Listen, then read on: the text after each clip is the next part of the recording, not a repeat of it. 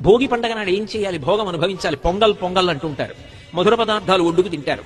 మధుర పదార్థం వండుకు తినడానికి ముందు ఏం చేయాలి? చేదు పదార్థం తినాలి. అందుకే ఉగాది నాడు ఏం చేయిస్తారు? చేదు పదార్థం తినిపిస్తారు. కష్టపడ్డం చేదుగా ఉంటుంది. ఒంటికి చెమట పట్టేటట్టుగా ప్రవర్తించడం చేదుగా ఉంటుంది. తనకున్నది త్యాగం చేయడం చేదుగా ఉంటుంది. ఎవరికైనా ఏదైనా కాస్త సౌకర్యం చెయ్యాలంటే చేదుగా ఉంటుంది. తాను స్వార్థం అనుభవించాలంటే తీయగా ఉంటుంది. కష్టపడడం చేదుగా ఉంటుంది. చేదు ప్రయత్నపూర్వకంగా తిను. అంటే కష్టపడడాన్ని జీవితంలో అలవాటు చేసుకో.